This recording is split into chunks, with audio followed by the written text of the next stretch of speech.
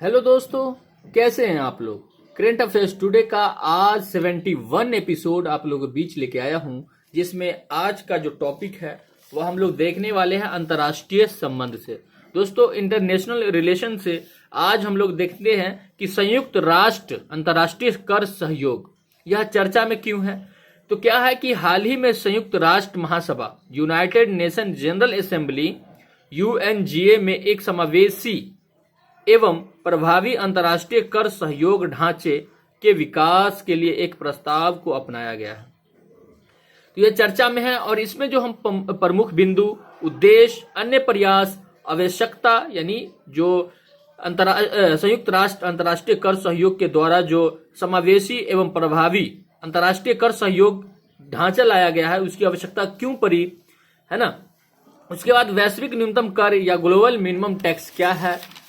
उसके बाद देखने वाले हैं जीएमटी के दो स्तंभ जो है उनके बारे में और इसके जो महत्व क्या है, चुनौतियां क्या आ सकती है। तो इन सभी मुद्दों पे आज के इस वीडियो में देखने वाले हैं। दोस्तों, अगर आप यूपीएससी या विभिन्न स्टेट पीसीएस की तैयारी करते हैं तो आप करंट अफेयर से जुड़े रहने के लिए किसी न किसी स्रोत को आपकी आवश्यकता होती है। तो जैसे आप देखते हैं कि न्यूज़पेपर आपको पढ़ना पड़ता है या यूट्यूब से कई सारे चैनल है उन पे जाकर के आप देखते हैं। दोस्तों, यह जो है करंट अफेयर के जो मैगजीन है यह दृष्टि के द्वारा दिया गया है।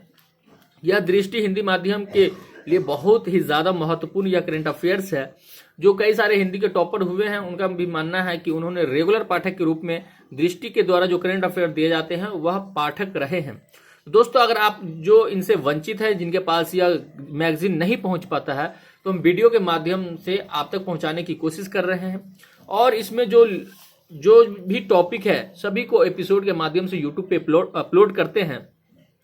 तो जैसे देख सकते हैं कि आज के एपिसोड जो 71 है उसमें हम संयुक्त राष्ट्र अंतर्राष्ट्रीय सहयोग के बारे में हम यूट्यूब पे अपलोड करेंगे। अब पीछे के भी कई सारे टॉपिक है, जैसे इसमें विभिन्न टॉपिक के बारे में आप देख सकते हैं दोस्तों, जैसे कि आप संवैधानिक या प्रशासनिक घटनाक्रम से, आर्थिक घटनाक्रम से, अंतर्राष्ट्रीय संबंध, विज्ञान एवं प्रौद्योगिकी, पर्यावरण एवं परिस्थितिकी, भूगोल एवं आपदा प्रबंधन, भारतीय समाज एवं सामाजिक न्याय, इतिहास, कला एवं संस्कृति, आंतरिक सुरक्षा।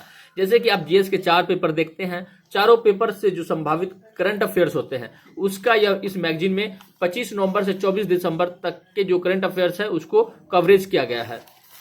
तो उसमें जो संभावित घटनाएं घटती है उसको लेकर के हम आप तक पहुंचते हैं यूट्यूब के माध्यम से। दोस्तों, अगर इसका पीडीएफ लेना चाहते हैं तो आप इसी चैनल के अबाउट में जाएंगे तो वहां आपको टेलीग्राम का लिंक दिया गया होगा, वहां जाकर के आप ज्वाइन कर सकते हैं और इसका पीडीएफ प्राप्त कर सकते हैं। तो देखते हैं इसमें प्रमुख बिंदु क्या है। तो उससे पहले, इस टॉपिक को समझने से पहले इससे जो संभावित प्रश्न उसको देख लेंगे, जिससे टॉपिक को समझना और आसानी हो जाएगा। तो क्या है कि जापान के रक्षा बजट में वृद्धि, तो ये तो अगला टॉपिक है। इसमें जो संभावित प्रश्न उसको देखते हैं कि वैश्विक स्तर पर द्वारा बहुराष्ट्रीय कंपनियों द्वारा कर आवंचन के प्रयासों को रोकने हेतु संयुक्त राष्ट्र के प्रयासों पर प्रकाश डालते हुए इस चुनौती से निपटने में भारत की भूमिका की समीक्षा कीजिए। कह रहा है कि वैश्विक स्तर के द्वारा जो बहुराष्ट्रीय कंपनियों द्वारा कर का आवंचन के प्रयासों को रोकने हेतु संयुक्त राष्ट्र के प्रयासों पर प्रकाश डालते हुए इस चुनौती से निपटने में भारत की भूमिका क्या है उसके कह रहा है समीक्षा करने के लिए।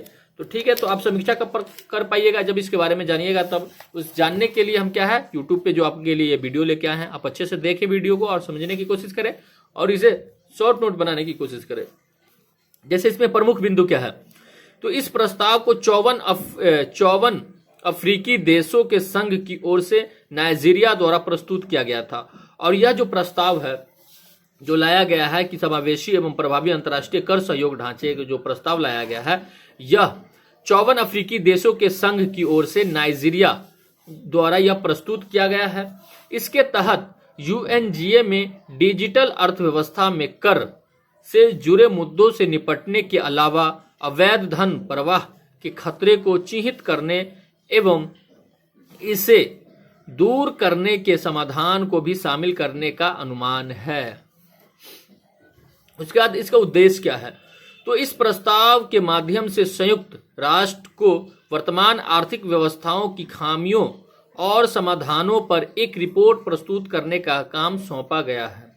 अगला पॉइंट है कि इसके माध्यम से संयुक्त राष्ट्र तंत्र के तहत ऐसे समझौते के निर्माण का प्रयास किया जाएगा जो वैश्विक कराधान नियमों में व्यापक सुधार के माध्यम से बहुराष्ट्रीय उद्यमों यानी मल्टीनेशनल इंटरप्राइजेस MNEs और अन्य व्यक्तियों या संस्थाओं द्वारा वैश्विक कर प्रणाली के दुरुपयोग को समाप्त कर सकेगा।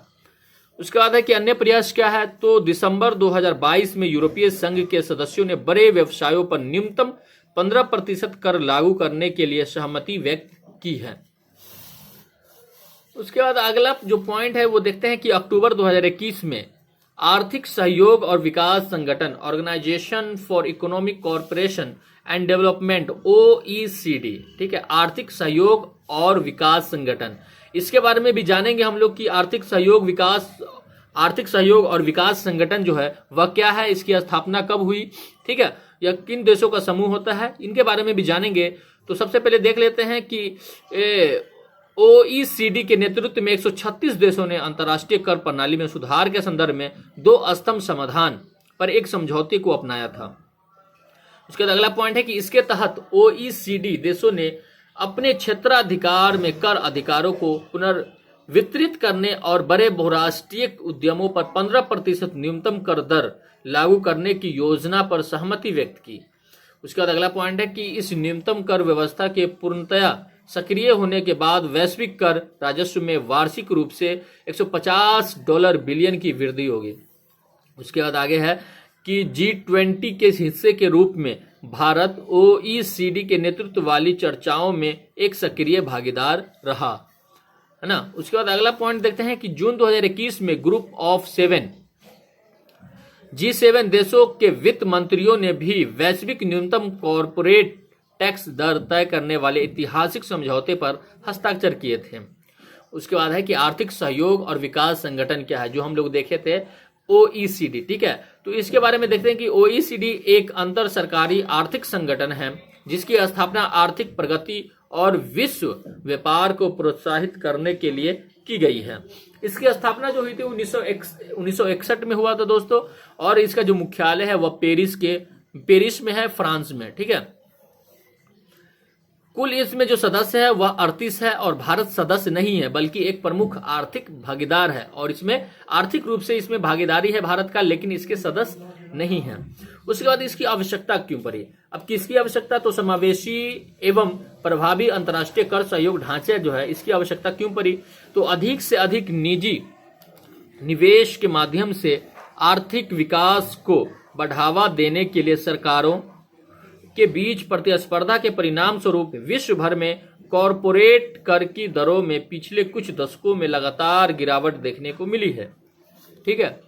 उसका बाद अगला है कि इसी वैश्विक कर प्रतिस्पर्धा के परिणाम स्वरूप ही 1980 के दशक में वैश्विक कॉरपोरेट कर की दरें 40% से घटकर वर्ष 2020 में 25% से भी कम हो गई है। उसके बाद है कि अगला पॉइंट कि OECD, ठीक है, कि कर योजना इस कर प्रतिस्पर्धा को समाप्त करने की कोशिश करते हुए सरकारों के लिए अपने बढ़ते खर्च बजट को फंड करने हेतु आवश्यक राजस्व को जुटाने का मार्ग प्रशस्त करती है।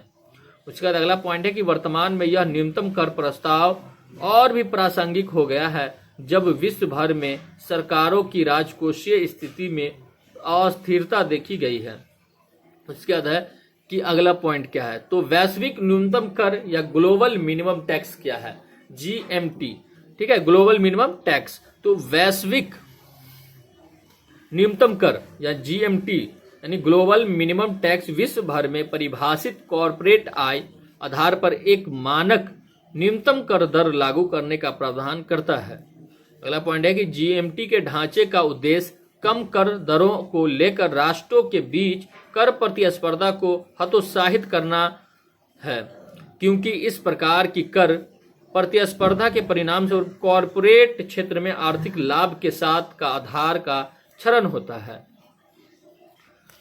उसके बाद आगे का पॉइंट देखते हैं